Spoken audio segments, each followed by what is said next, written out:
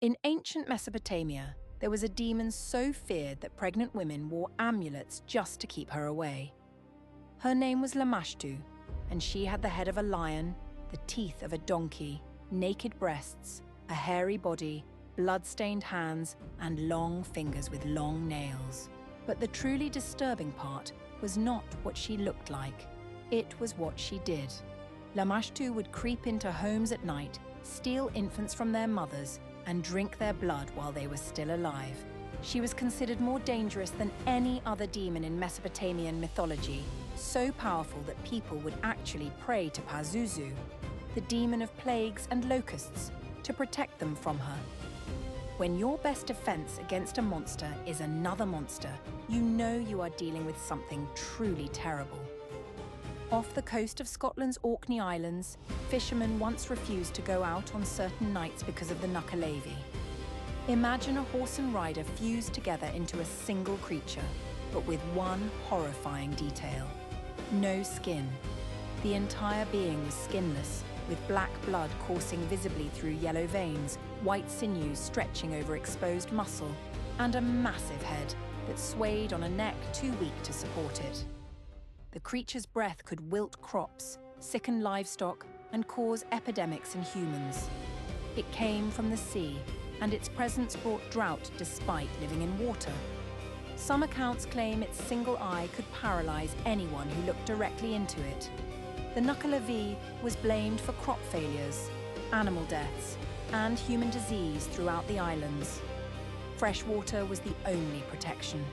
The creature could not cross running streams, which is why many Scottish cottages were built near freshwater sources. By the 19th century, people stopped speaking its name entirely. Mention of the Nuckelavee nearly disappeared from Orcadian culture, surviving only because one folklorist recorded the stories in 1891. According to Pliny the Elder's Natural History, written in 77 AD, there existed a tribe called the Abarimon in a valley of Mount Empusa in ancient Scythia. These people had one disturbing characteristic: their feet were turned backwards. They could run with incredible speed despite this deformity, and they lived alongside wild animals in the mountains. But here is the detail that got them erased. They could not survive outside their native valley. The air itself in other regions was fatal to them. This meant they could never be captured, never be studied, and never be displayed. Some medieval scholars believed the Abarimon were actually the descendants of people who had been cursed for cannibalism. The backwards feet were said to represent their reversed morality. By the Renaissance, the Abarimon had vanished from most texts.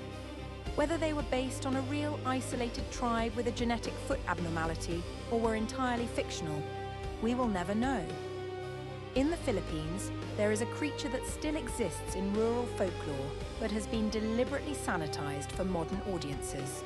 The Tikbalang is usually described today as a tall, bony humanoid with the head and hooves of a horse. Mischievous, but mostly harmless. That is not the original version. In older accounts, the Tikbalang was a shapeshifter that would appear as a family member or friend to lure travelers off the path. It would lead them in circles for hours, sometimes days, until they died of exhaustion or starvation. It could also transform into a beautiful woman to seduce men, then crush them beneath its true form. Some versions claim it was the ghost of an unbaptized child. Others say it was a demon that specifically targeted people walking alone at night. The creature was said to live in large trees, particularly banana groves and bamboo thickets. As the Philippines became more Christianized and then modernized, the darker aspects of the Tikbalang were quietly dropped. Now it appears in children's books as a trickster, not a killer. Ancient Thrace, located in what is now Bulgaria, Greece, and Turkey, had a demon called the Palis. It looked like a gaunt skeletal figure that appeared exclusively at the edges of cliffs, tall buildings, and bridges. The Palis did not attack. It did not chase. It simply stood near the edge and filled anyone nearby with an overwhelming compulsion to jump. This was not a metaphor. Ancient texts describe it as a literal supernatural force that drove people to suicide. The demon fed on despair. Some accounts say it whispered reasons why death was preferable to life. Others claim it showed visions of personal failures until the victim could not stand it anymore. The Palis was one of the few demons in ancient mythology that represented internal psychological torment rather than external physical threat. As Christianity spread through Thrace, references to the Palis disappeared almost completely. The Church did not want people believing that suicide could be caused by a demon, because that removed personal and moral responsibility. In German folklore, there was an undead creature called the Nachzehrer, which translates roughly to after-devourer. It was not quite a vampire. The Nachzehrer would wake in its grave and begin to chew on its own burial shroud and its own flesh. As it consumed itself, members of its family would waste away and die, one by one. The creature did not need to leave the grave. It could drain the life from relatives through a supernatural connection. Exhumations during plague years sometimes revealed corpses with shredded shrouds and missing fingers, which reinforced the belief. When a Nachzehrer did rise from the grave, it spread plague wherever it walked. The only way to stop it was to place a coin in the corpse's mouth before burial so it would chew the coin instead of the shroud, or to decapitate the body and place the head between its legs. By the 18th century, as the Enlightenment took hold, German scholars actively tried to suppress Nachzehrer folklore. They considered it embarrassing superstition. References were removed from official records, and stories were dismissed as misunderstood decomposition. Greek mythology is full of monsters, but the Empusa was considered so obscene that playwrights like Aristophanes only referenced her in comedies to shock the audience. The Empusa was a shape-shifting demon sent by the goddess Hecate. She would take the form of a beautiful young woman to seduce men, then drink their blood and consume their flesh while they slept. The detail that made her particularly grotesque was her legs. One leg was made of bronze and the other was the leg of a donkey. She could disguise them temporarily, but the illusion would fail at the moment of the attack. Some versions describe her as having flaming hair. Others say she could split into multiple forms. The Empusa was not just a vampire. She represented male anxiety about female sexuality and deception. As Greek culture shifted and philosophy became more prominent, creatures like the Empusa were quietly written out of serious texts. She appears in fragments, referenced but never fully described, as if writers were uncomfortable even putting her on the page.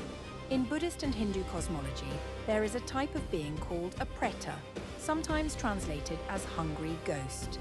Pretas are humans reborn into a cursed form because of greed, envy, or jealousy in their past life. They have enormously swollen bellies but necks as thin as needles, so they are eternally starving and can never satisfy their hunger. Some have mouths no bigger than the eye of a needle. Others exhale fire that burns any food before it can be swallowed. The most disturbing variants are the blood drinkers and the eaters of human waste. These pretas wander cremation grounds and garbage heaps, desperate for anything to consume but unable to gain relief. They exist in constant agony for thousands of years. The reason pretas have been downplayed in modern presentations of Buddhism is that they complicate the Western interpretation of Buddhism as a purely philosophical and peaceful tradition. Pretas represent a hell realm and a visceral, graphic one. Contemporary Buddhist teachers in the West often skip over them entirely or reduce them to metaphors for addiction. These creatures were not forgotten by accident. They were too disturbing, too specific, or too revealing of the darker parts of human nature. Some were erased by religious shifts. Others faded as cultures modernized and wanted to distance themselves from superstition. But the fear they represented never really went away. It just found new forms. If you could bring back one of these creatures into modern media, which one do you think would terrify people the most? Drop your answer in the comments. And if you want to see what happens when ancient myths collide with real historical events, The next video covers legends that might actually be true.